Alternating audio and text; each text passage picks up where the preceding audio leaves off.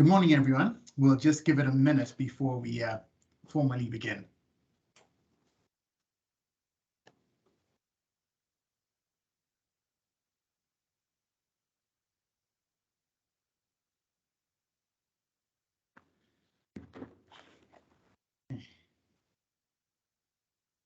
All right.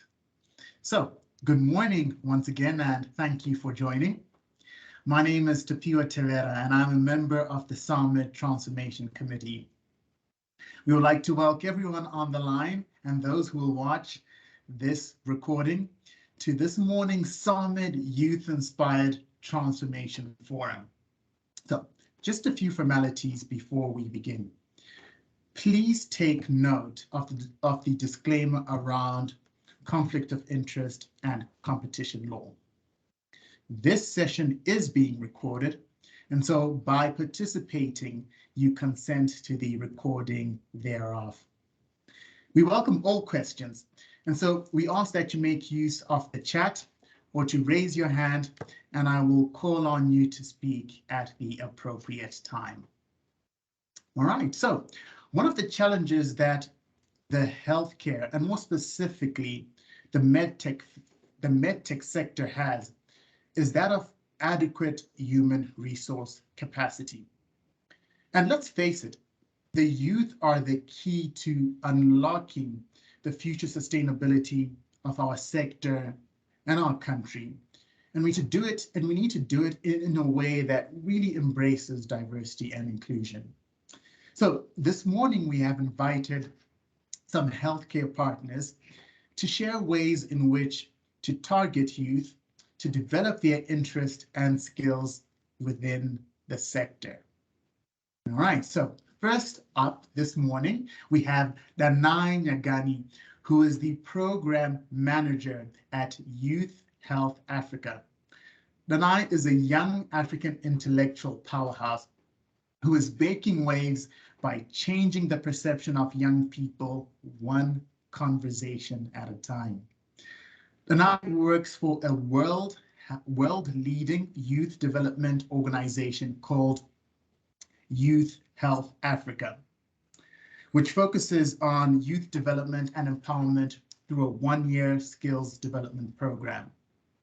Youth Health Africa is an implementation partner of the YES initiative within the healthcare space. So this morning, Danai is going to share some of the challenges and successes of the Youth Health Africa program, and to also, challenge SAMED members who do not have the capacity to host youth internally to consider Youth Health Africa. Then I will touch on the impact that youth can have within their communities and the potential for expanding education and track and trace programs beyond HIV and tuberculosis into other disease areas. So with that, Danai, welcome, and over to you. Good morning, and thank you so much for that warm introduction. I'll be sharing my screen now, so please just let me know once you can see it on your side. We can see it, Danai. Thank you very much. Perfect. Yes, and so as mentioned, Youth Health Africa is a youth organization which aims to leverage and ensure that young people are able to, I think, not only gain quality work experience, but also to be able to contribute to the various challenges that we face within the healthcare sector. So Youth Health Africa really is established on two principles. So I think as an organization that has worked and that is situated within the healthcare sector, I think we've noticed, I think two challenges that really plague young people. So on the one hand, we have high rates of youth unemployment. And when young people are unemployed, it really does increase their susceptibility to engaging in high risk activities and behaviors. On the other hand, we have a healthcare system in South Africa that is drastically overburdened, yet drastically understaffed as well. And so this results in young people not really having efficient accessibility towards services that are essential to their well-being. And so Youth South Africa has a flagship program that is founded on the premise of these two challenges and that aims to address these two challenges from a community level perspective. And our flagship program is the Youth Work Experience Program. So our program is based and rests on 8 key metrics. So one of the things that we, I think, are very cognizant of is that for a lot of young people who have never worked before, internship opportunities is really a key entryway enter into the labor market. And so our program ensures that young people are able to gain quality work experience. They are also able to gain valuable insight in terms of the healthcare system, and they are also able to play their part in just ensuring that we are able to increase the accessibility for other young people in their communities. So the way the program works is that when it comes to recruitment, one of the things that we are also quite mindful of is that we want to recruit young people that are based within the community in which we want to implement the program into. One of the reasons why we do that is because young people who are located in the communities that we've identified are really knowledgeable about some of the challenges that young people and other community members face in terms of accessing certain healthcare facilities and healthcare services. And therefore, by us empowering those local youth, we are able to ensure that the impact that that one young person has really does multiply within the community. And that young person essentially then becomes a healthcare ambassador, where they are a point of where they become an access point for information for other community members who may not necessarily feel either comfortable or may not necessarily know what the different avenues are in terms of accessing health-related information. The second step that we take is once we've recruited all the youth, they undergo a work readiness training. This is to ensure that every young person that does come onto the program have an equal playing field in terms of what is expected of them within the workplace. I think one of the things that we've noticed as we've implemented this project is that not a lot of young people have role models within their households that have worked before. And so for them, this is their first experience interacting with the labor market. And so this work readiness training really just ensures that we are able to orientate the youth in understanding, what is expected of them, what does the labor market actually look like, and what role they can play to ensure that, they are able to, I think, gain the necessary knowledge that they would want to further their experience, but also at the same time play a very active role in their community as well as in the roles that they're in, to ensure that there is also change that is happening from the ground up as well. Thereafter, they receive technical training, and this is just to ensure that we are able to capacitate the youth to be able to perform the roles and their duties efficiently. And I think because of the way in which we identify and do the recruitment in terms of the program, we try as far as possible to ensure that youth who may not have had any other opportunities in terms of education or training are also able to gain some technical skills that they can apply across different industries post their internship program as well. And then for the duration of the internship program, one of the things that I think we focus quite a lot on is just in terms of the youth's performance and their growth in terms of the roles that they have occupied. So the 3 different measures that we use is that on a monthly basis, the supervisor will complete a KPI, and this is the first indication that we get in terms of how well is the youth adjusting to their role, but also how well and what kind of growth is the youth actually showing within their role. And line managers are really supportive in the sense that it's not just about, the work and the responsibilities that the youth have in terms of their role, but they are also role models for the youth in the sense that youth who may be interested in particular sectors or interested in pursuing different career ambitions are able to chat to their line manager and rely on them and use them as a source of mentorship. And so we really do value the feedback that we get from supervisors who are able to guide us in terms of what are the best ways we can ensure that the program is working for the youth. We also have a team called the host coordination team, and this team really goes out into the different communities where we've placed youth. They engage with both the youth as well as the supervisor on the ground to actually find out, what is going on, how are the youth experiencing the program, but also how beneficial is the program to the different facilities and partners that we've implemented the project with.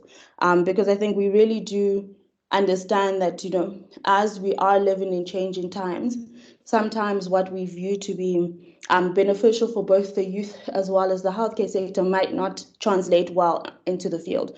And so these site visits really help us ensure that, the work that we're doing and the model that we've implemented is really addressing the key challenges that are faced by both the youth as well as the healthcare sector from a community level.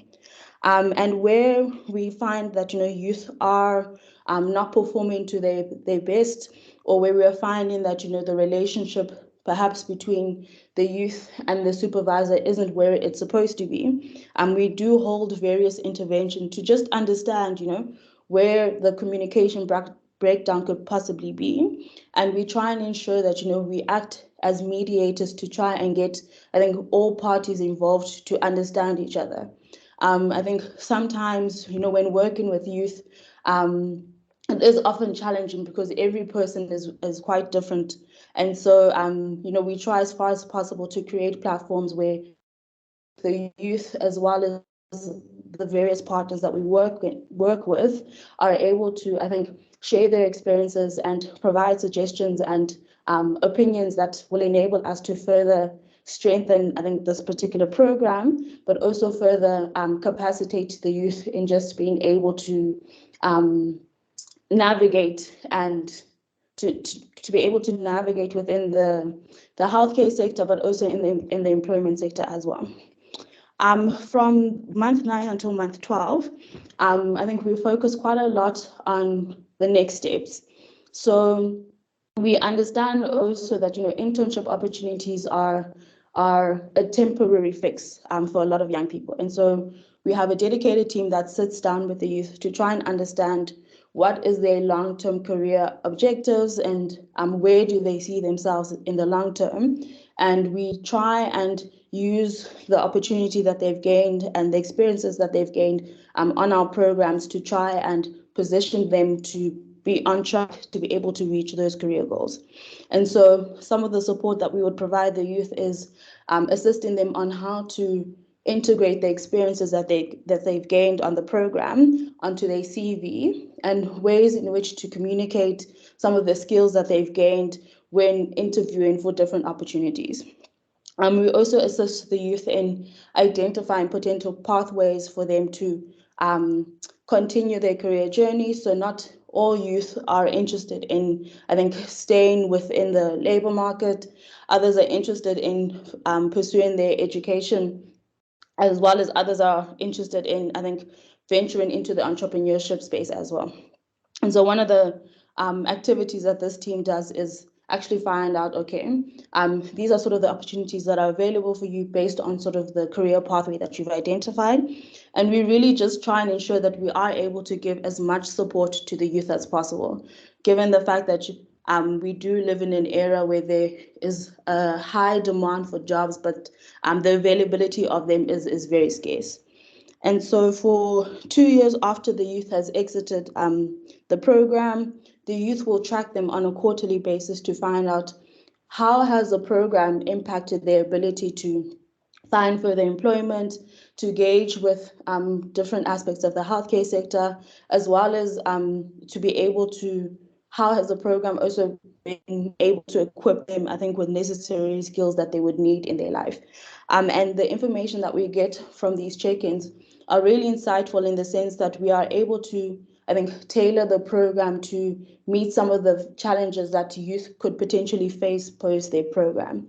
And we try and use the year as a way for us to prepare the youth for their onwards journey as well. So I think in terms of some of the sectors and some of the different aspects of the healthcare sector that the youth are participating in, just in terms of the kind of youth that participate in our program.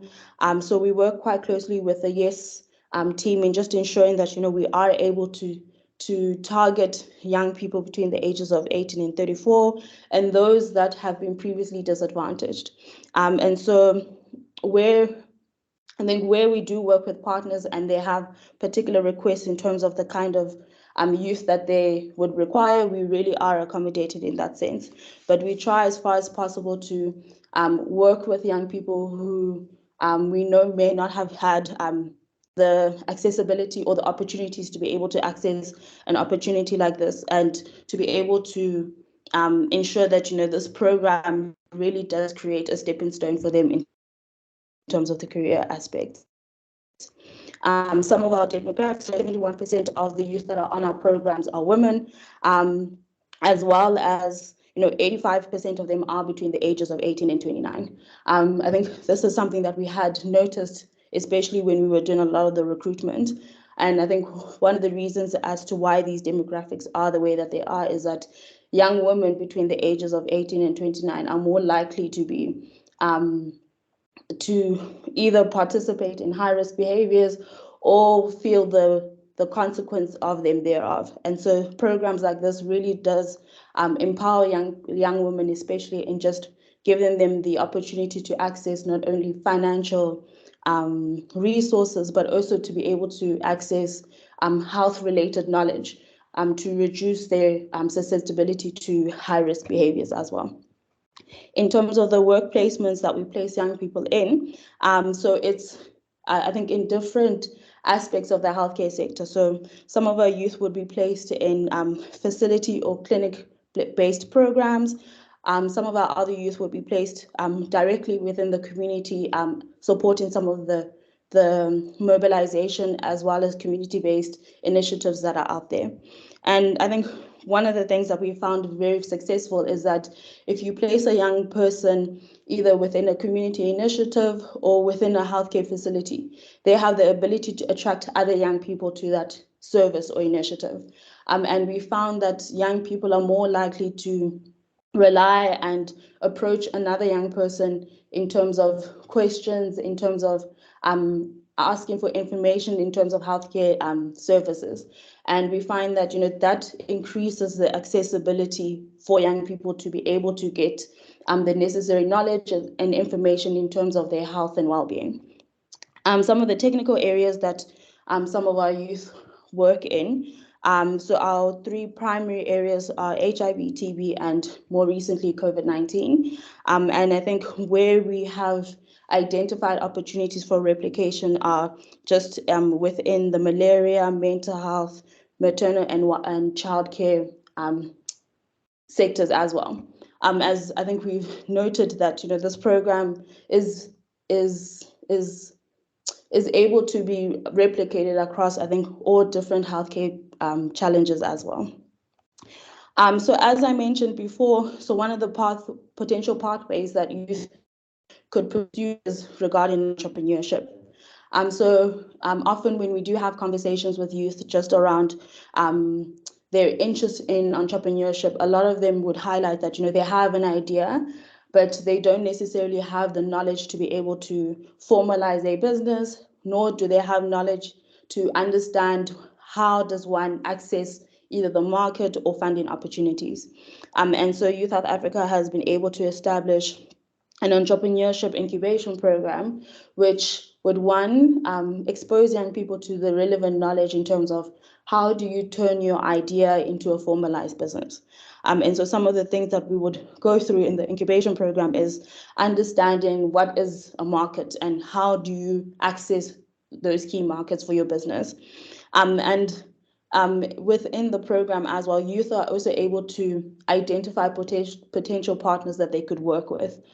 So often at times, young people will say that, look, here's my business, this is what I'm interested in. I don't necessarily know how I'm going to resolve these issues that I foresee occurring within my business. And so having this incubation program really does expose the youth to other young entrepreneurs within their area that they could potentially partner with post the program, but it also enables them to sort of establish their own support group to ensure that, whatever experiences and challenges that they face within the entrepreneurial space, they are able to share it with their colleagues and actually get answers that are rooted, I think, in some of the experiences of young people as well. At the end of the program, youth are then placed into our business, where a panel of entrepreneurs that are based across different sectors are able to advise youth in terms of what they think they should concentrate on in just ensuring that their businesses not only start up but remain sustainable post their incubation period, and winners and businesses that show the most potential actually win some seed money, and youth are able to invest that money into either scaling up their business or establishing their business as well. I think one of the other things that we've also realized is that when it comes to health, one of the other conversations that happen in conjunction with health is nutrition. And so a lot of youth have expressed that, one of the reasons why they had established their businesses was because, they wanted to increase accessibility to nutritious food. And so our agripreneurship program really just helps youth who are interested in agriculture really understand the landscape and really understand, what are the mechanisms that they can use to establish that only they become certain weather conditions that are beyond their control as well.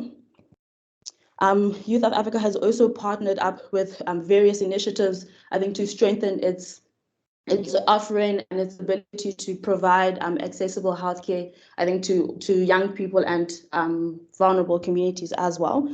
So we've worked with different partners in implementing a home delivery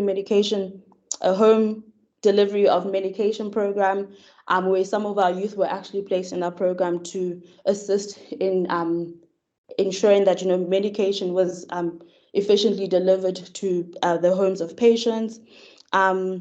More recently, we have implemented an aquaponics program at a clinic in Ekurhuleni, where youth would be responsible for actually maintaining the aquaponics unit while also giving health talks to patients and visitors of that particular clinic as well. And I think that more and more we are seeing young people starting to, I think about very innovative ways to ensure that, the healthcare system is efficient. And so we worked with Aurum in piloting and expanding the Pele Box initiative. So this box is really a dispensing medication machine, which enables patients to just come to the facility and collect their medication without necessarily having to go through the process of waiting in the facility for long periods of time. I think for us as an organization, I think what ways in which we rely on receiving information is one from youth and understanding sort of the experiences that they've gained in the program, but also I think doing actual research and understanding, what impact is our program and us placing young people in entry-level roles in the facility, what kind of impact does it have across the healthcare system. And so Youth South Africa conducted an evaluation with the University of Washington as well as with Orem to understand, the impact of our internship program within the healthcare facility. And so some of the results that we saw was that there was a really positive impact on how HIV service delivery was conducted. So because these young people are placed in quite administrative roles, staff members that have a very technical background are given the opportunity to spend more time in actually sitting down with the patient and really just fulfilling their original role, rather than spending a lot of their time doing a lot of the administrative work. So more of the one of the other positives that we saw with the evaluation was that it really had a positive impact on the health system's functioning. And so a lot of, I think, the feedback that we get, especially from our partners, is that by us placing young people in these entry-level roles, they are able to see the increase in efficiencies. So for example, a youth who is stationed as a data capture is really able to ensure that, information around patient information is more accessible. They are able to ensure that, it is updated more regularly, and healthcare professionals are, I think, more trusting in sort of the information that they're able to receive, given the fact that there is a person that is dedicated to updating it, ensuring that it's accurate, and ensuring that, any missing information is caught quite quickly. And I think one of the last, and something that is quite insightful for us, is that the model is quite appreciated amongst the Department of healthcare workers. And so they are finding that, this program really does have not only a tangible and an immediate impact, but it really does increase the ability for the healthcare system to be able to serve people, given that it isn't necessarily there due to the fact that there is a young person that has been trained and employed to assist, I think, with the administrative side of it as well. And lastly, maybe to just talk about our reach. So Youth has had over 3,150 youth on its program since inception, and we have a 97% retention rate. And I think some of the I think reasoning for that high retention rate is just the various interventions that we deploy in just ensuring that youth are not only happy and are growing onto the program, but where there are challenges, that we are able to address them quite immediately. We have a 50% absorption rate into post-programs opportunities. And as mentioned before, those opportunities could either be permanent employment, entrepreneurship opportunities, or education opportunities as well.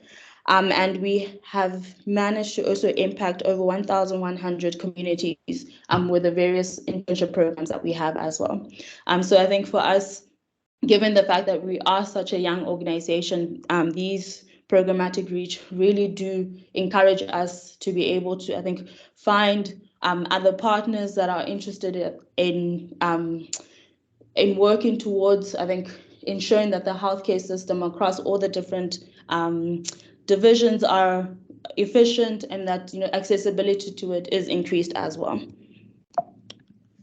And I think that is the end of my presentation. I just want to know if there are any questions or comments just around some of the work that we're doing. Right, and I thank you very much. That was really informative, and we're inspired by the work that you are leading. Before I get to the raised hands, I just want to go through some of the questions in the chat, which I must say your colleagues have helped you or have answered them, right? So the first one was from Katz, and she was asking if Youth South Africa is an implementation partner of the YES initiative. And Farai, we see what you did there. She gave a resounding yes, indeed. And Farai, who will speak shortly, is the Chief Partnerships the Chief Partnerships Officer at the Yes Initiative. And then the second question was from Tracy, and that was, does Youth Health Africa have presence in Alexandra? And the response from another Farai was, yes, indeed, you have presence in Alex with the capacity to further expand the program there. Kat's also asked if contact details will be shared, and yes, indeed, they will be circulated post this session. And then there was another question, this one from Mothemani. Can you share the different benefits employers can have if they partner with Youth Health Africa? Would you be able to address that, Benai?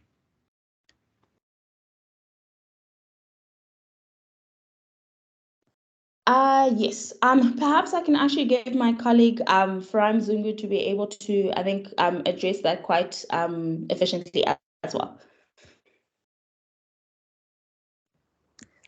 Perfect. Hi, colleagues. So just to take the question on the different benefits to the employer, maybe just to clarify, the employer here being the sponsor of the program. That's right. Yes, that's correct. Perfect. I think most importantly, just as Denai had mentioned in the presentation, is a share on that impact that is had on the healthcare sector and on youth. So I think this is the most critical, benefit. And then I think secondly is that oftentimes when partners, when sponsors partner with Youth Health Africa, they often want to align some of their programs to areas that have an alignment to some of their strategic priorities in terms of CSI. So we're also able to shape the program to speak to that. And then we're also really flexible around the ETI benefits that are claimed back from SARS. And so there's flexibility for a conversation around how that could be split to benefit both the program with Youth Health Africa as well as the sponsor. So I think in summary, those are the top benefits. I see. Thank you. Thank you very much. And before I get to Tanya, the final question from Katz is, you mentioned that you've got a 50% absorption, which is really high, very impressive, right? And then Katz asked, how does that impact YES absorption? So, I mean, I understand that the target for the YES initiative is 5% absorption, right? And at 50%, you are achieving 10 times that particular number, right? So, Kat, are you able to expand on your question further?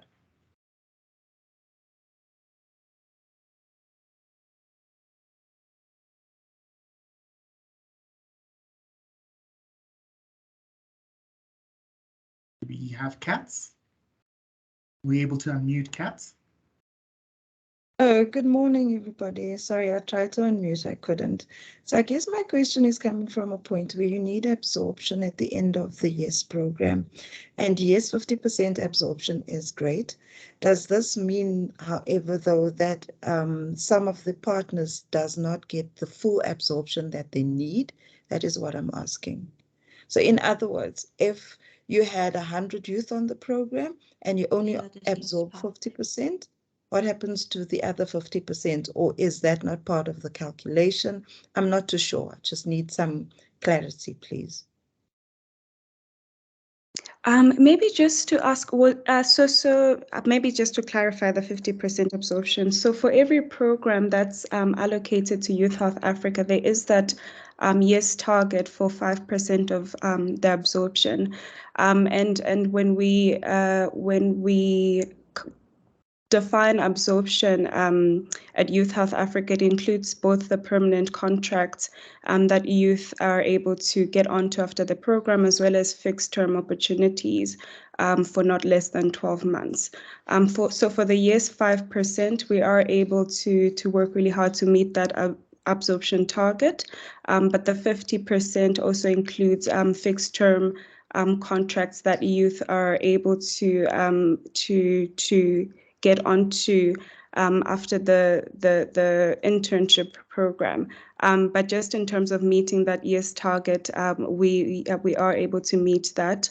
And then just as Danai was explaining, in terms of our absorption efforts, so for a period of 2 years, we still work with the other 50% to ensure that there are opportunities that are available to them.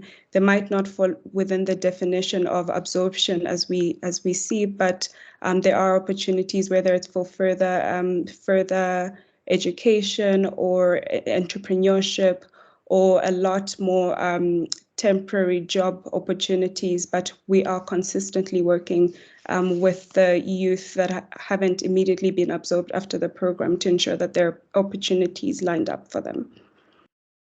Thank you so much. Appreciate the response. I think just one follow-up question. I was about 2 minutes late into your presentation and you could have covered it. So my question is, what was the commencement date of the Youth Health Africa? So when did you start this program? So the youth placements started with a pilot in August 2018, but Youth Health Africa was only registered as an entity in March 2020.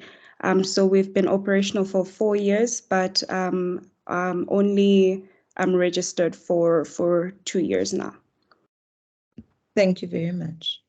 Appreciate it.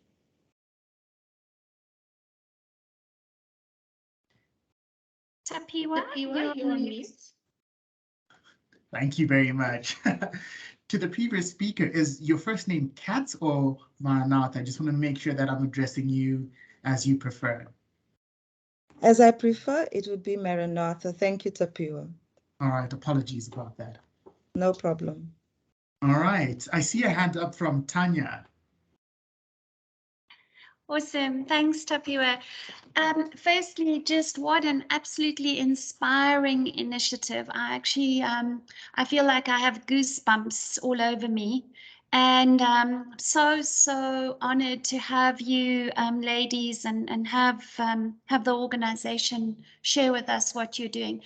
It struck me that you are transforming the healthcare system from the youth up.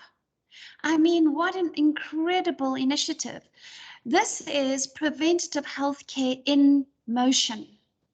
You know, you talked about how the youth are looking at addressing nutrition and your entrepreneurs who are keen to look at, you know, avenues and ways to improve healthcare, reach the community. It's just absolutely phenomenal, and I just want to really honor you. I think that this is something so important and something that our country needs so desperately. So that comment. Then I want to ask one or two other questions, if I may.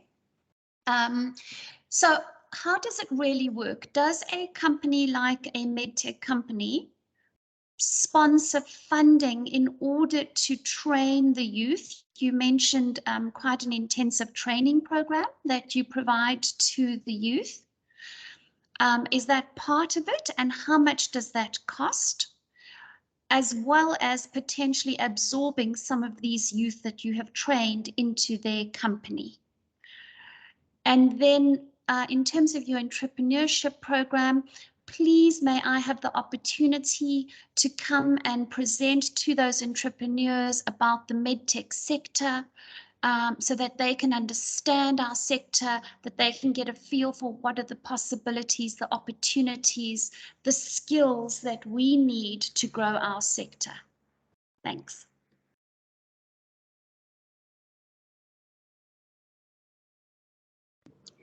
So maybe I can take the first two questions, and then Danai, you can take the one on entrepreneurship. But how it works with the sponsorship, so under the YES program, the sponsor would fund the stipends of the youth for the duration of the 12 months, as well as a management fee, and this management fee is split to cover the expenses on onboarding, training, and some of the absorption activities. And then in terms of absorption, so we do, as the youth partake on the program, just ensure that their CVs are updated and etc. So if there are opportunities for their absorption within the sponsor, that is definitely welcome.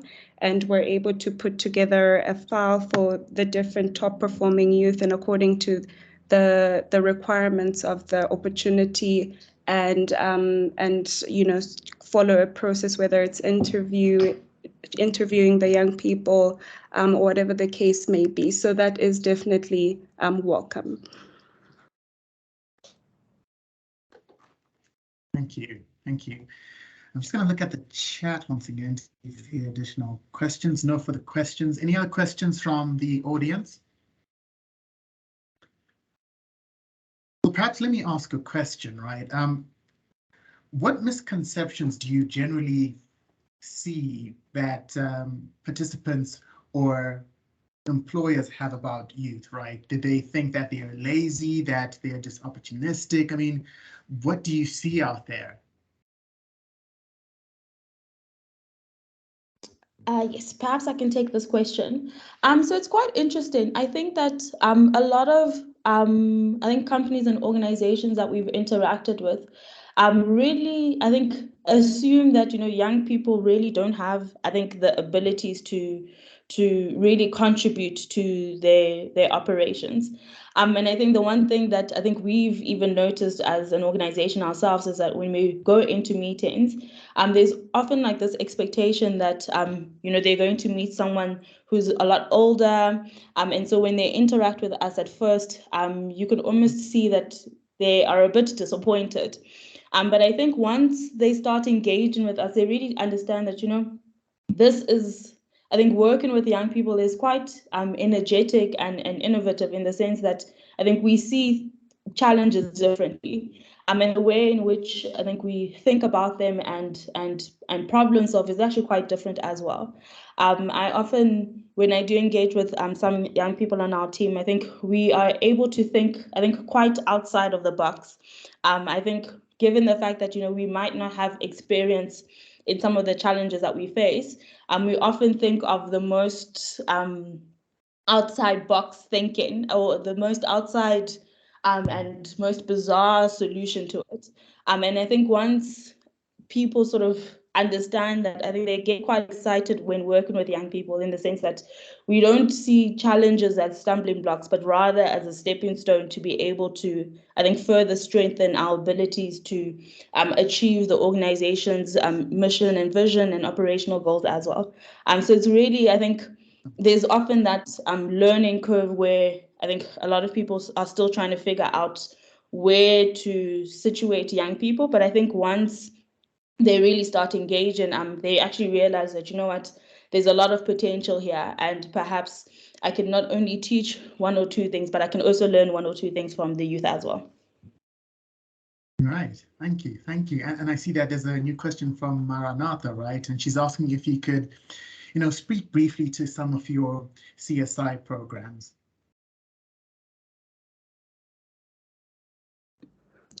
Maybe I can speak to this, and I'll speak about the most recent one, which is a program that was funded through Accenture, and it was a COVID-19 response program. But basically, what was required of us was to use young people to understand what the drivers for COVID-19 vaccine hesitancy were.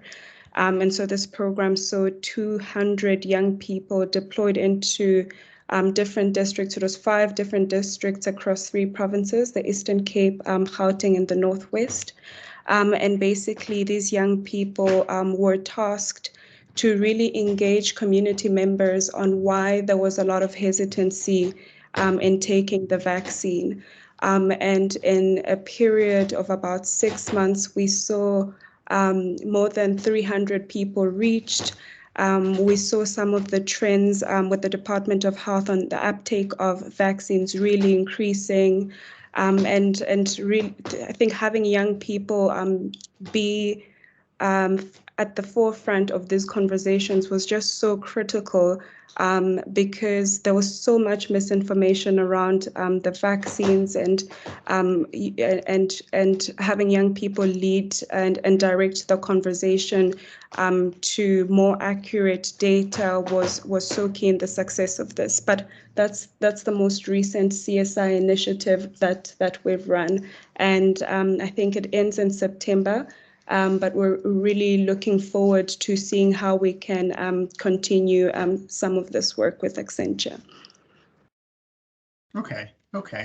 And you mentioned a really impressive stat, right? And that was around retention rate. And you speak about a 97% retention rate. I can tell you that when we run YES programs, we're always nervous about participants or youth getting to the 8-month mark, because from a triple BE point of view, if youth fall off before 8 months, you have to replace them, which if you've got a low retention rate, it can end up leading to a really costly program. So what factors contribute to the really high retention rate that you have, right? Because, youth, if they find an opportunity that pays them 500 Rand extra a month, they often leave, right?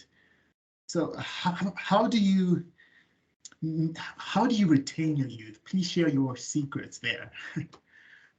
Yes, absolutely. So I think where it starts is just around, I think, the recruitment process. So we really do sit down with the youth, especially when we do the interviews, in understanding, sort of what are their career ambitions, but also, is this something that they're looking to, so sort of what is their reasoning for wanting to enter into the internship? So a lot of them would say that, I'm looking for some work experience because I have this particular background and sort of this is where I want to end up. And so when we do the induction and we sort of explain some of the contractual obligations that they have, we often say to them that, look, if you do find another opportunity, come to us and talk to us, because we'll be able to guide you and advise you on, what's the best way for you to tackle that opportunity. Obviously, we don't necessarily say to them that, you're not allowed to explore other opportunities until the 8th month necessarily. But I think having that platform for them to come to us and really just, I think, explain sort of their situation, it does enable us to advise them a bit better to say that, look, perhaps you can go back and say that, I have this particular opportunity, but I really am interested. Are they able to sort of come to some sort of understanding or agreement? And often enough, some of the interns that do get other opportunities, it's actually within the organization that they're working in. So we also do have some influence in, I think, postponing, I think, those opportunity to at least once the youth has completed the majority of their internship, because we also do try and explain to them the organization that is wanting to absorb this youth to say that, look, the youth does need to be able to, I think, interact with the different opportunities and services that we have, just so that they are also built as an individual and they gain a holistic program as well. I think one of the other initiatives that we have is development days. And so these are training sessions that we have on a monthly basis where we talk about topics and issues that affect young people across the spectrum. So we'll talk about things like xenophobia and Afrophobia. We'll talk about things like, what are ways in which young people can access further employment. And in those sessions, we are also able to pick up, youth who have identified potential opportunities as well. And we try and emphasize that, look, in as much as, yes, we want you to be able to use this opportunity as a stepping stone for your career, some of the benefits of you actually staying means that, you get to access this kind of network. And so, if you do find an opportunity, consult us and we'll be able to guide you as best as possible. Sometimes that doesn't necessarily work, but I think if it's an opportunity that we believe that, will really set up the youth in the future, I think there's nothing else that we can do other than to celebrate them and wish them well wishes as well. Thank you very much. Well, Danai, Nyagani, and Farai Mzungu, thank you very much for this thrilling update on the inspiring work that you are leading. I'm pretty confident that, many participants on this line will be reaching out to learn more and to explore ways that they can participate and be, part of the good work that you are driving. So with that, team, I want to move on to our next speaker. So in August last year, SAMED launched its partnership with the Youth Employment Services. And since then, both SAMED and YES have been tracking the impact that SAMED members have been making through the program, such as jobs created, stipends paid, etc. And we're happy to have Farai Mulaiwa, who is the Chief Partnerships Officer at YES, to provide a brief overview on the YES initiative and to talk about, benefits for members and the impact that the program has on youth in their respective communities. So Farai, welcome, and over to you. Thank you so much, and a very, very good morning to everyone on the call. It is always so exciting for us to be part of this platform, and we are so proud of our different partners, including Youth Health Africa, for the fantastic work that they are doing and the impact that they're having. I'll take you through a short presentation, just providing you with an overview of the YES program, of the impact that the SAMED members have made, and also speaking to one or two of our other health implementation partners, so that should members want to sign up with YES, you've got an opportunity to do that. Thereafter, we'll show you a video of the YES program as well, and I know that Caroline has got the video ready on her side. So just to start in terms of, what YES is, YES aims to break the experience trap. And this month is Youth Month, and we can see the frustration that a lot of young people have where they can't get a job without work experience and they can't get work experience without a job. And so YES is an enabler of a 12-month work experience opportunity for unemployed youth. So this morning, I'll cover a brief update in terms of YES, our partnership with SAMED, how many jobs we've been able to make since starting this partnership, how many SAMED partners we've got on board, and also just to nudge the other partners to sign up, I'll provide you with an overview of how YES works, and this ties really well into the presentation from Youth Health Africa. Lastly, I'll touch on one or two other YES health implementation partners, and then hopefully you will then come on board and create more jobs at scale. I know I've got a few colleagues on the line, so if the colleagues can just post their contact details in the chat so that you know who to reach should you want to sign up with YES. So like I mentioned, YES is an enabler of a 12-month quality work experience for unemployed youth. YES is about young people getting work experience. And at the end of the program, youth walk away with experience. They've got a smartphone, they've got a CV, and they've got a reference letter.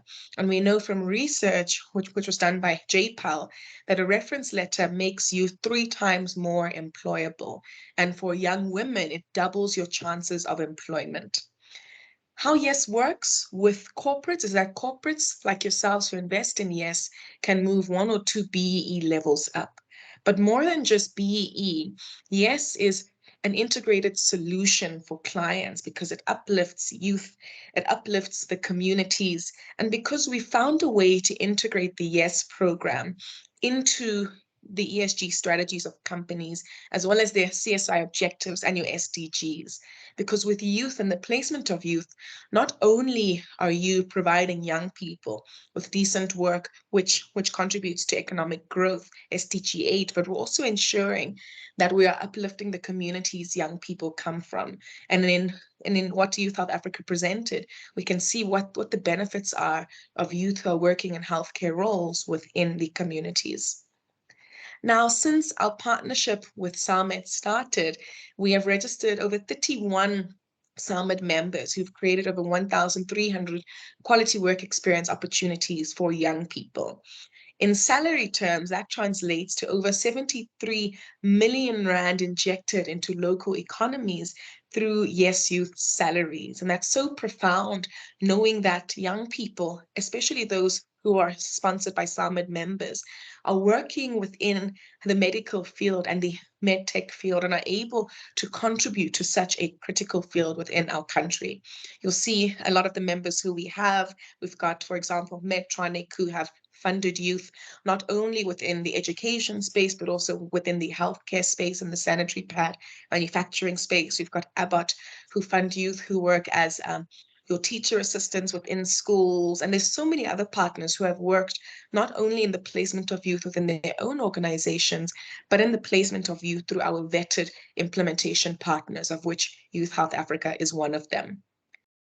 In addition to the SAMED members that we've got on board, YES has got a really great track record with the clients that we have on. Ford, for example, is coming back for their 4th year of participation within YES. Anglo will be back for their 2nd year. We've got Nedbank, who are starting their 3rd year next month. So it's great that we've got such reputable brands who are working with YES and who trust YES to make an impact in the youth unemployment crisis. And beyond BEE, it's about how we can uplift the communities through empowering young people and providing them with quality work experience.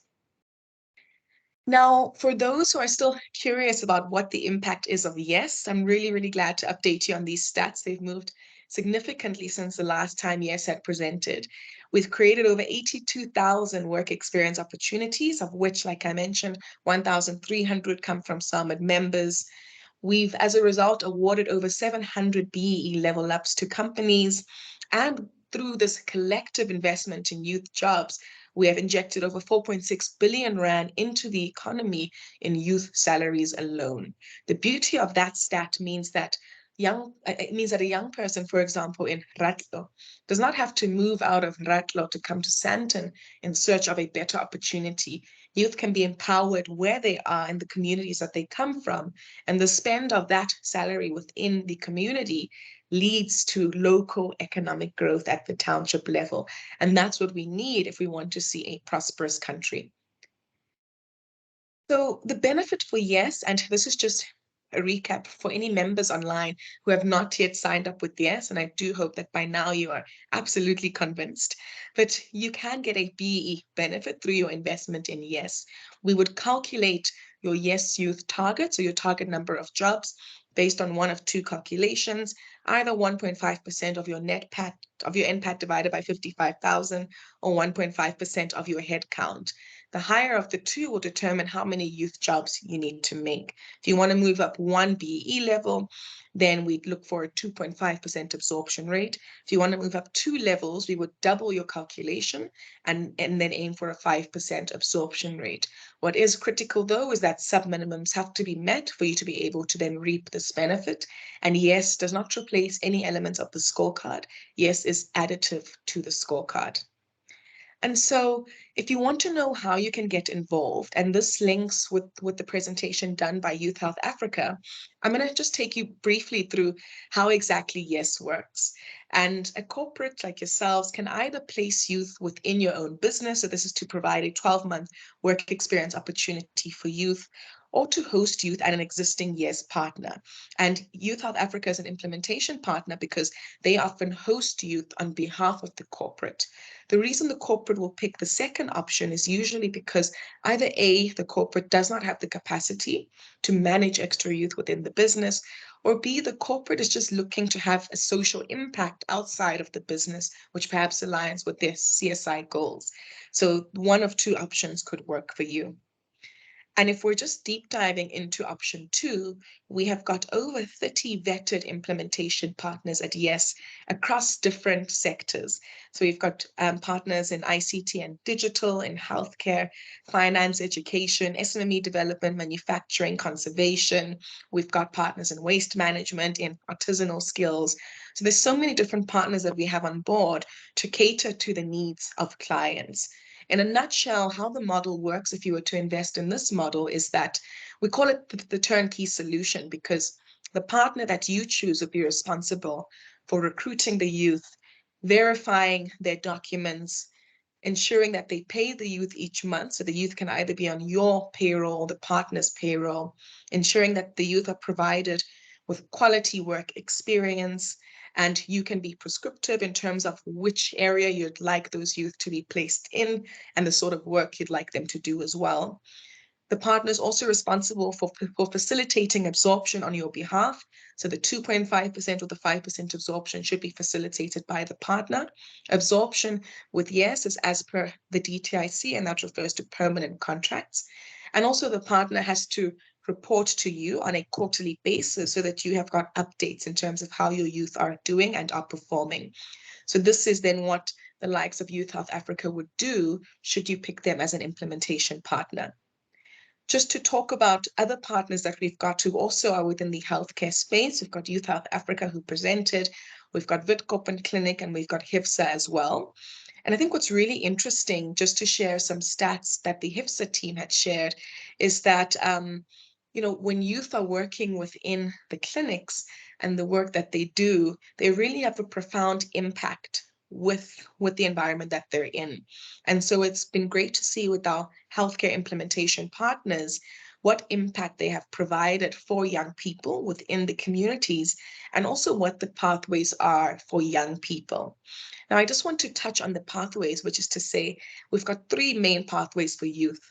Either that they're absorbed into the business where they did their work experience. This could be at the sponsoring partner or at the implementation partner or at the host organization, or they find employment and can pursue further studies. When we do offboarding with the youth, we sign them up on the SA Youth platform so that they can access learning and earning opportunities. And then as a last pathway, youth can go the entrepreneurial route. And a lot of our partners, like Youth South Africa showed, are actually supporting young people in becoming entrepreneurs, helping them to understand how do they turn their side hustle into a sustainable business. And our baseline survey at YES shows us that 15% of YES youth have a side hustle upon starting the YES program. And our goal, through providing them with entrepreneurship modules on their zero-rated phones, is to also say, develop your skills so that after the program, you can be your own boss. And so I just want to end off by just showing you 2 other partners. We've got HIFSA as well, who place youth into various roles, including M&E assistants, community caregivers, HR assistants. They work within 42 CBOs based here in Gauteng, looking a lot at Sedibeng and the city of Tshwane as well. And then we've got Witkoppen Clinic. I'm sure that most on the call would know of Witkoppen Clinic. They currently host about 49 youth. The roles of the youth are quite extensive. Youth, some youth who are pediatric physician assistants. We've got health educators, data capturers. We've got counselors, your lay counselors as well. Those youth are all based at the clinic. And it's been great to see how, as a result of having these youth within the clinic is now able to see between 150 to 200 patients a day. And when we have more sessions with SAMED, you'll hear from other YES implementation partners as well. So colleagues, I hope that this has given you a great overview of the YES program, of the impact that we're able to make. It's not just about BEE, it's about really having significant social impact within the community through employing young people into valuable roles that can empower the communities that they come from. And we'd be very happy to continue working with you, to continue growing your YES program for those who are already YES clients, and for those who are not yet. We really hope that hearing from Youth South Africa and now from YES has really urged you to mail us so we can start this journey of impact within your communities. Thank you so much for the opportunity. Thank you, Farai. I don't see any questions in the chat. My colleagues would like to raise a hand and pose a question. I guess okay, there we go. We have a question from Tanya. So me again, not a question, just a comment, and maybe a challenge. So we've been working with YES since, I think you mentioned we joined the partnership late last year. It's just been an awesome experience. Caroline and I meet with the YES colleagues at least monthly, and we are trying to find more and more ways to get the message out there, but not just to our members, even to our other key stakeholders, be it hospital groups, funders, other partners in the healthcare sector. So if you can please those members who are participating in the program already, spread the word. We need to make that net much wider. We can have such a big impact if we can, really reach out, not just within the medtech sector.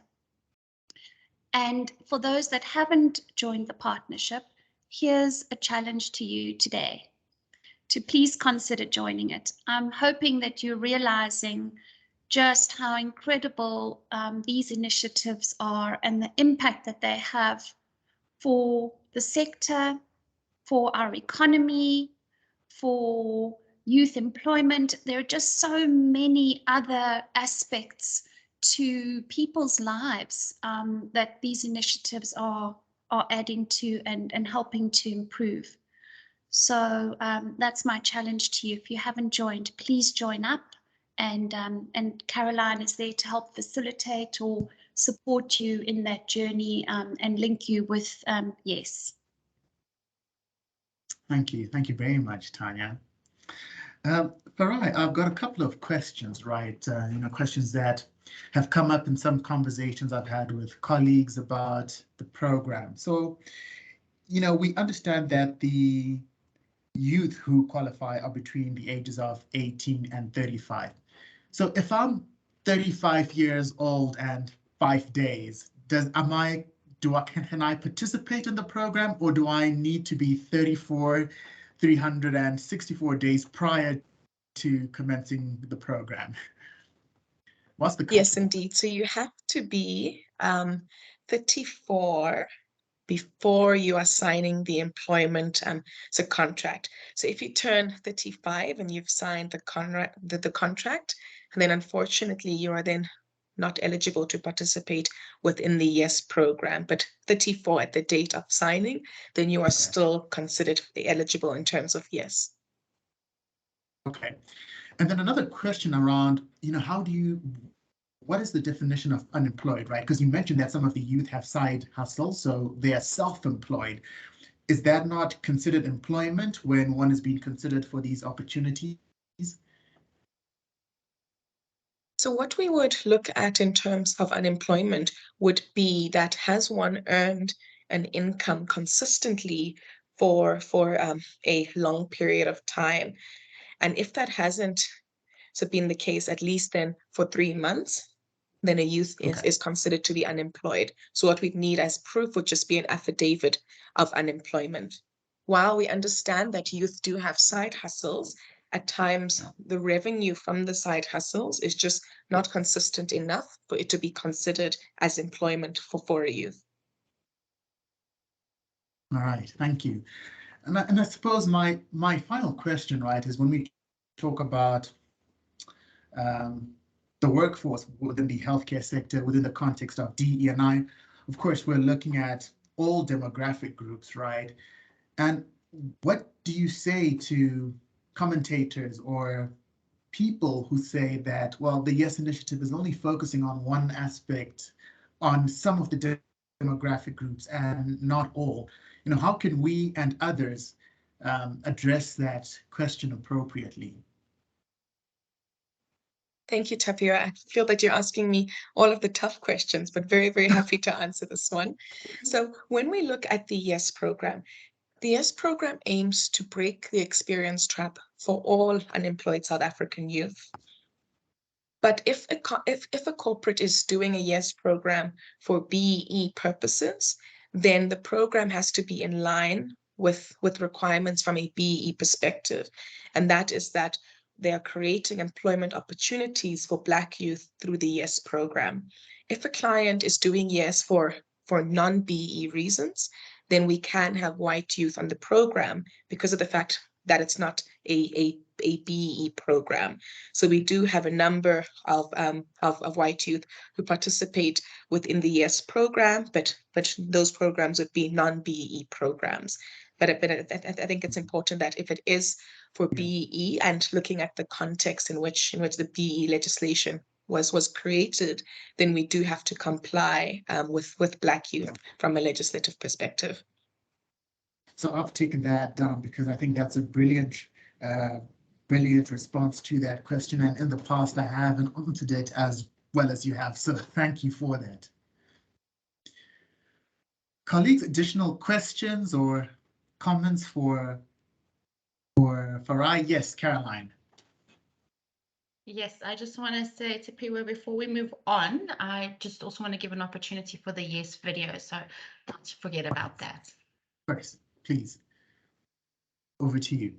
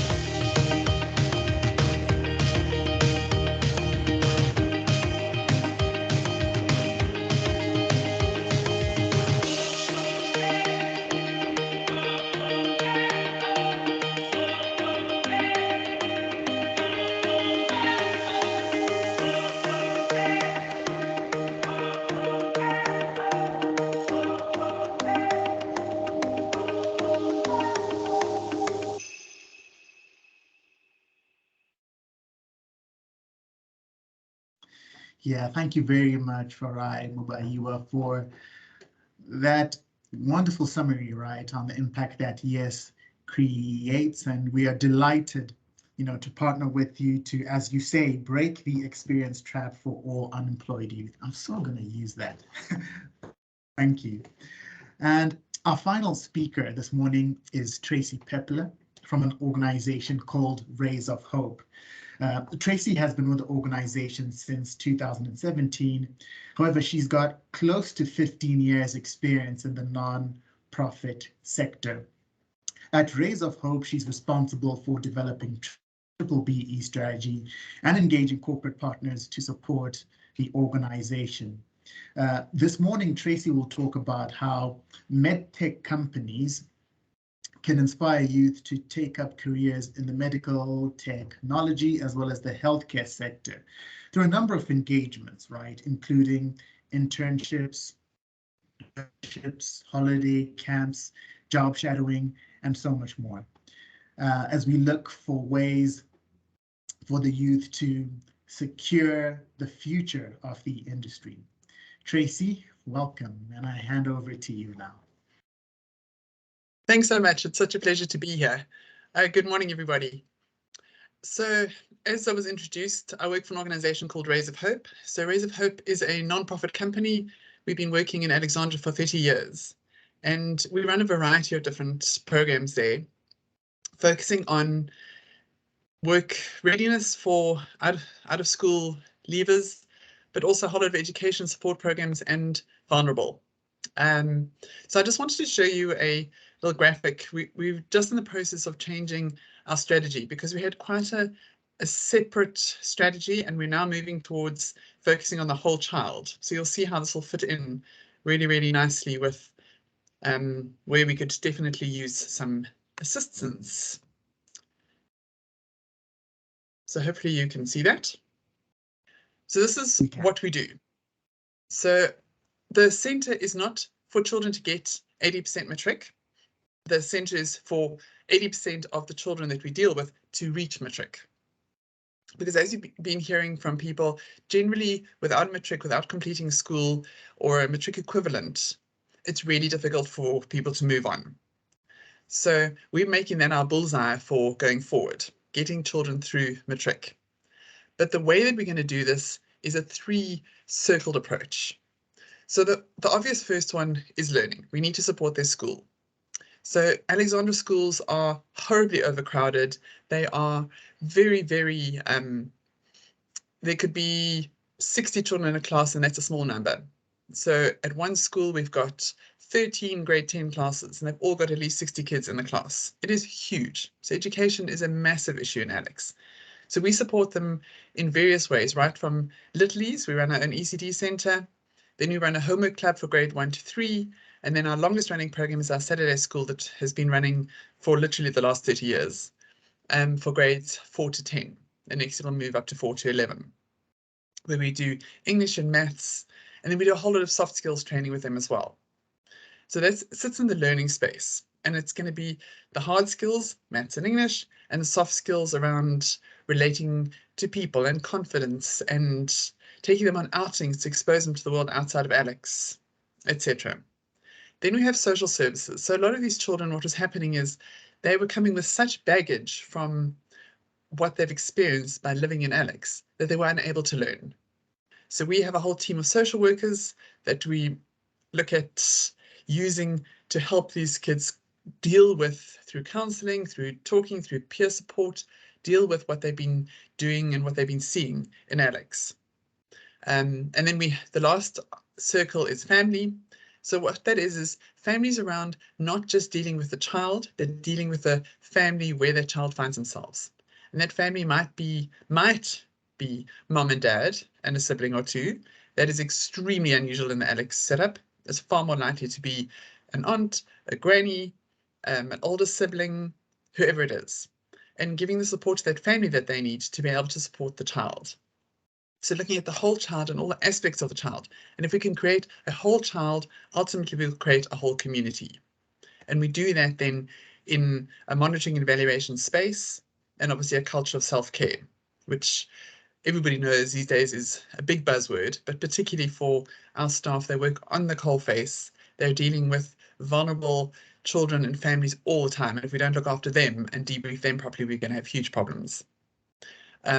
We do have some income generating initiatives on the side, which I can talk to, but just the only thing I want to mention specifically about that is our cartridge recycling program is a little standalone company. So from a BE perspective, that is an enterprise development opportunity for partnering with us on that one. Okay, I'm going to stop sharing the screen. If I can work out how to. Sorry. I'm back. So our big thing is We get the child through matric, and this is where the connection comes with SAMED. We get the child through matric, and then what? The opportunities for children coming out of ALEX, from what they can see initially, is extremely limited. So we've taken an approach to saying, how do we train them to be work ready, which we'll work with while they're at school, but how do we expose them to careers? So when I had an initial chat with Caroline talking about what SAMED does, I was like, our children don't even know that these opportunities exist within your industry.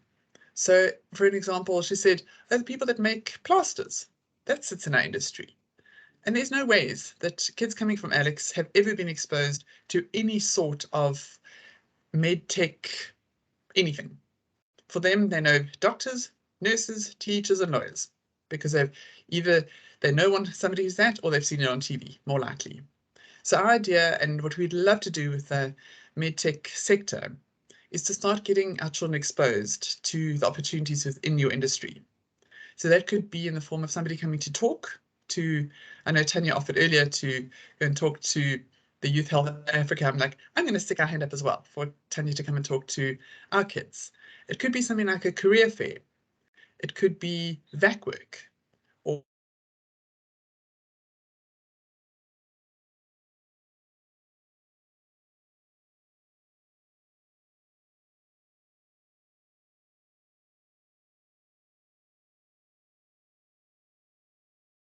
is it just me, or have we lost Tracy? I think we've lost her, Tapiwa. Yeah.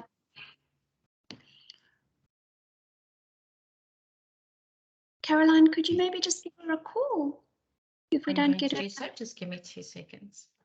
Thanks.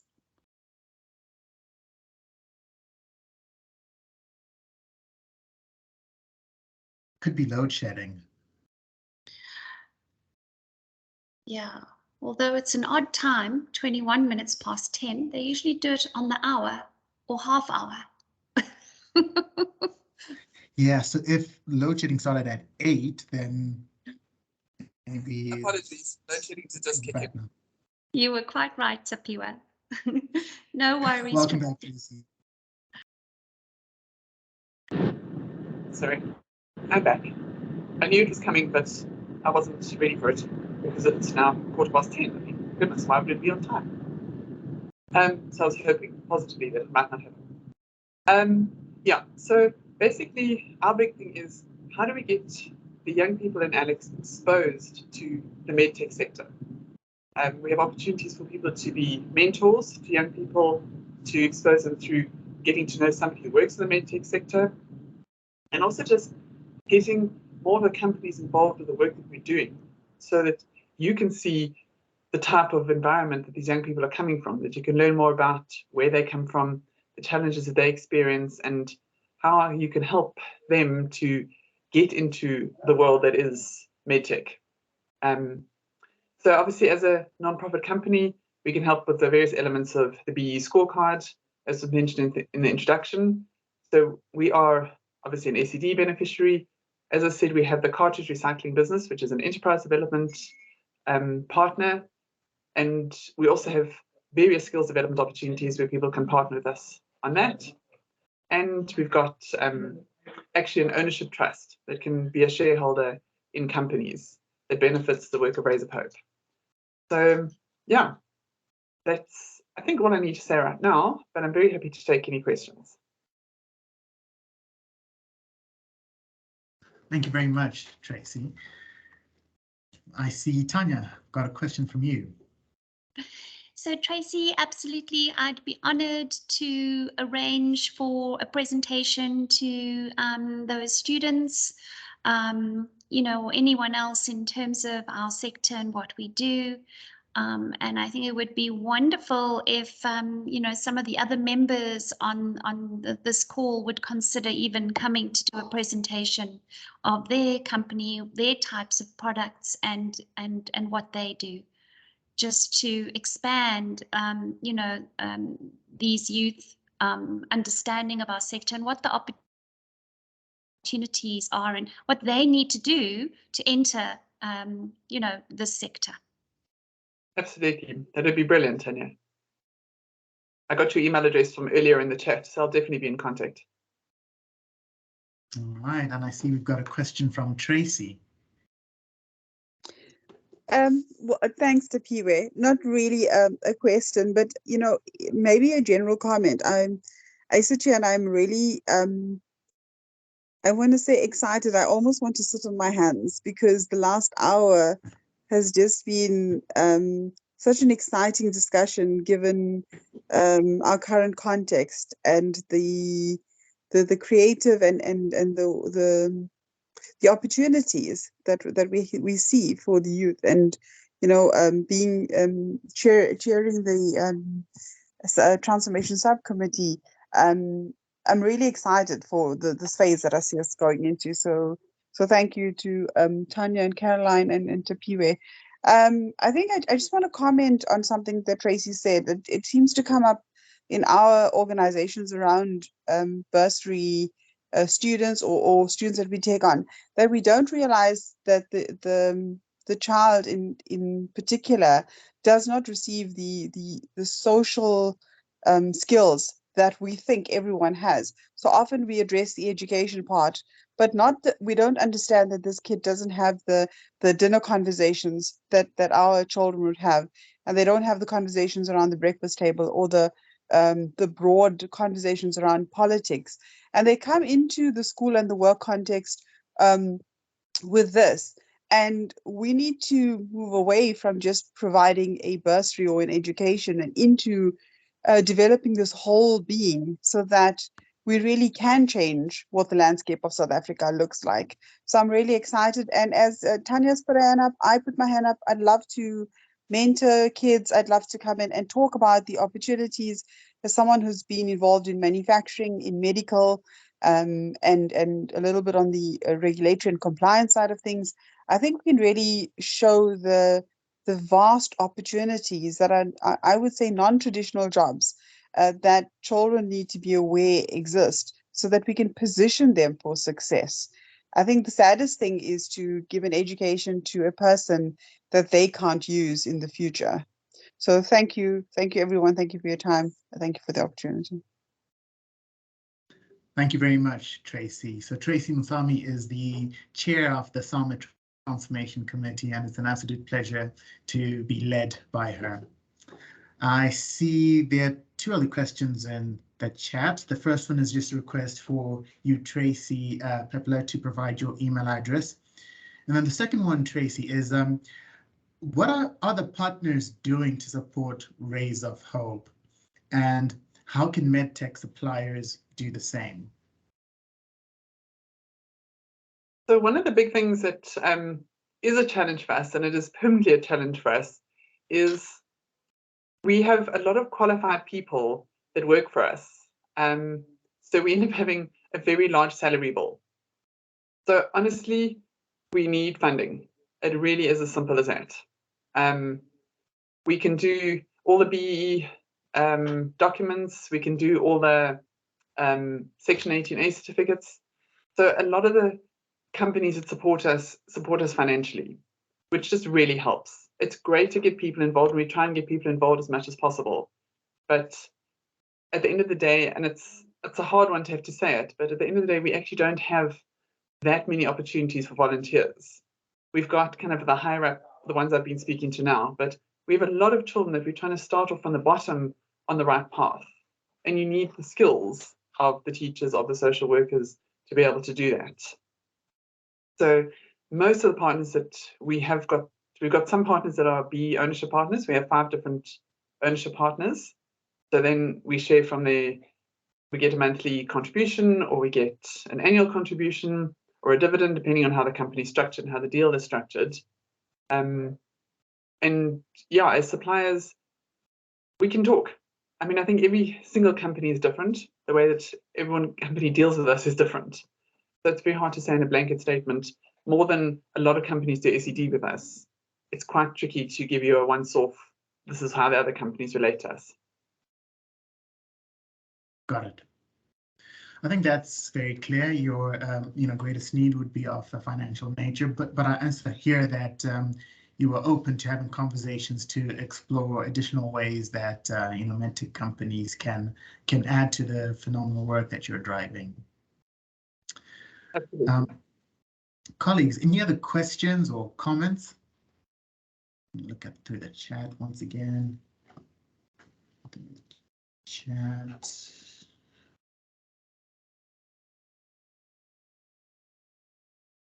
Okay, then, well, if there are no further questions, I would really like to take an opportunity to thank the speakers.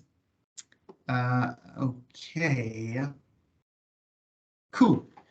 So there's another question here to Pure. If we have time prior to the end of the session, could we maybe share with the audience a bit about our transformation committee? Absolutely, we can. Tracy Monsami, as our chairperson, would you like to lead this conversation? Apologies, Sure. Tracy, I've just put you in the deep end there, but I'll support you. I just That's thought, no while problem. we've got an audience, let's Yeah. capitalize on it. 100%. I'm not. We don't have load shedding. We just don't have power. But I'm happy to speak off my phone, and Tapiwe, Tanya, feel free to join in. So the transformation committee really seeks to look and challenge the barriers that we see in our context in South Africa, that aren't addressed, and we seek to identify and provide plans in place to overcome these barriers, particularly in medtech. And we completely we realize and understand that medtech is different. It's specific. It has its own set of needs, and therefore the transformation committee at SAMED seeks to identify these barriers and identify the partners that we can engage with. And what we've seen over the years is huge success in the form of members being engaged in the form of learnerships and the YES program engagement. And while we have an audience, what I'd like to do is actually call for members to join us on the journey of transformation, to join us on the journey of dialogue. We find that the more we talk about our own journeys, we learn about successes in other businesses, what has worked, and a lesson learned and shared means that all of us don't have to learn that lesson. We have a number of very competent people that join us on our journey. And I think I can see Tanya putting up a presentation that probably says things a little bit better than I'm saying it. So I think perhaps we can jump to the presentation, but if I could maybe just call for members whose interest has been piqued around what you can contribute, what your company can contribute. We encourage you to join us in these forums, join us on the committee, and then also to any CEOs that are here, or people that have influence with your CEOs, if you could also encourage them to join our CEOs forum. Over to you, Tanya.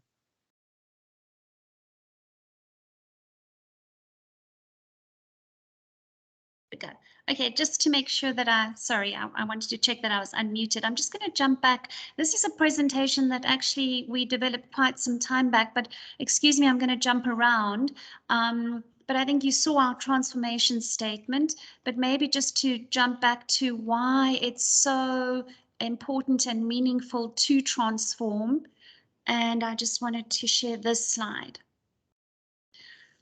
So there are many, many reasons, and I think, what the Transformation Committee is attempting to do is to find mechanisms to support the SAMED membership and our industry, the medtech industry, to transform meaningfully. It's not just about getting BBBE scores. It's how do we make the biggest impact? How do we guide? How do we motivate? How do we inspire? How do we facilitate? How do we support? And give our members the tools and the information that they can go away with and and really transform from within. And ultimately, when we do that, we help to transform our entire healthcare system, not just the medtech sector. We transform our economy, we transform our communities. So we have a major economic and social impact. And I think that's really the vision of that committee. And we have a handful of people on the committee at the moment. We have just gone through a little strategy session on Monday, so we've identified some key objectives for the next year. These forums that you're attending today are one of the ways in which we want to guide and inform and inspire, but there are other ways, and we need a collective energy. We need your ideas. We need your inspirational stories. We need good speakers and, thought leaders. And so please, if you have ideas, even if you don't wish to join the committee, but you have some ideas that you can share with us, that we in turn can share with members, or initiatives that we can, get involved in, that would be really, really meaningful for us. Back to you, Tracy. Thank you, Tanya. Thank you for bringing up that presentation. So again, just to reiterate, it is our moral obligation, it's our social obligation, and it has become a business imperative. So once again, we thank you for joining us today, and we really look forward to meaningful engagement. Please contact Caroline and in terms of understanding how you can join us. And as Tanya said, it may not be, you may not have the time or the resources to join our committee, but stay in contact with us in terms of what you'd like to see on these forums, what are the challenges you're experiencing, or partners that you've engaged with that we can use. Thank you very much for your time. I think I'll hand it back over to Tapiwe. All right. Well, I just want to thank our speakers once again for making their time and effort to really talk to us about the impact that we can make collectively as a sector, as an industry, to ensure the sustainability, right, of our workforce. I also want to thank the members who attended as well. And you've heard information about ways that you can get involved, not only with these programs, but with the SAMED Transformation Committee. There's enough room for us to come together and to make a meaningful impact. And we look forward to your participation at future SAMED events. Enjoy the rest of your day and the rest of the week. Thank you very much. Thanks all. Thanks Tapiwe for facilitating today. Go well.